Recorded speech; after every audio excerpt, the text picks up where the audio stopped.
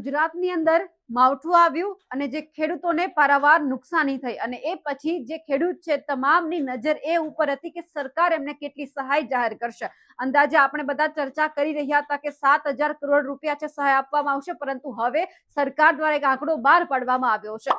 નમસ્કાર, આપ જોઈ રહ્યા છો નિર્ભય ન્યૂઝ અને હું છું આપની સાથે રિદ્ધિ।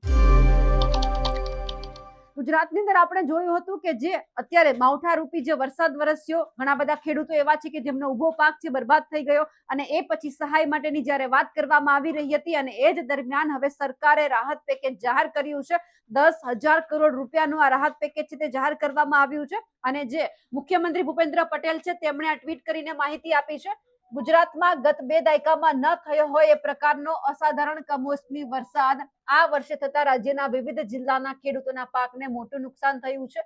આ સંદર્ભે મેં તથા મારા સાથી મંત્રીશ્રીઓએ જુદા જુદા જિલ્લાઓમાં જઈને અસરગ્રસ્ત ખેડૂતોની સાથે પ્રત્યક્ષ વાતચીત કરીને તેમની સ્થિતિ જાણી હતી।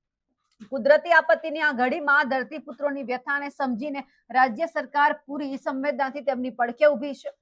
રાજ્યભરના ખેડૂતોના પાકને થયેલા વ્યાપક નુકસાન સામે તેમની લાગણીને ધ્યાને રાખીને રાજ્ય સરકાર દ્વારા ધરતીપુત્રો માટે આશરે ₹10,000 કરોડના રાહત સહાય પેકેજની જાહેરાત કરું છું। આ ઉપરાંત રાજ્ય સરકાર 9 નવેમ્બરથી ખેડૂતો પાસેથી ટેકાના ભાવે આશરે ₹15,000 કરોડથી વધુના મૂલ્યની મગફળી, મગ, અડદ અને સોયાબીનની ખરીદી કરવા પણ જઈ રહી છે। અન્નદાતાઓની આર્થિક સુખાકારીની ચિંતા પોતાના માથે લઈને રાજ્ય સરકાર તેમની સહાયતા માટે હંમેશા પ્રતિબદ્ધ હતી છે અને રહેશે તેવો વિશ્વાસ પણ આપવામાં આવ્યો છે। એટલે કે હવે ખેડૂતો માટે આ જે 10,000 કરોડ રૂપિયા છે તેમની હવે સહાય છે તે જાહેર કરી દેવામાં આવી છે।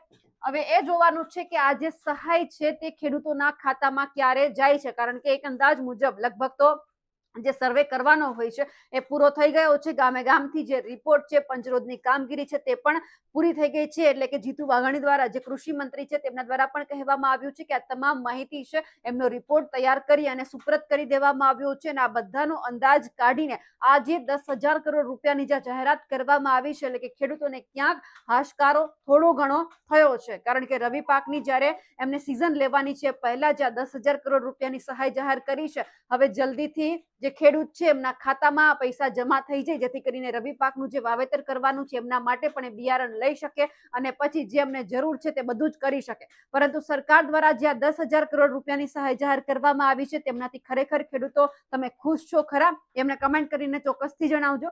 સાથે જ અમારી નિર્ભય ન્યૂઝ ચેનલને લાઇક, શેર અને સબસ્ક્રાઇબ કરવાનું ભૂલશો નહીં। નમસ્કાર।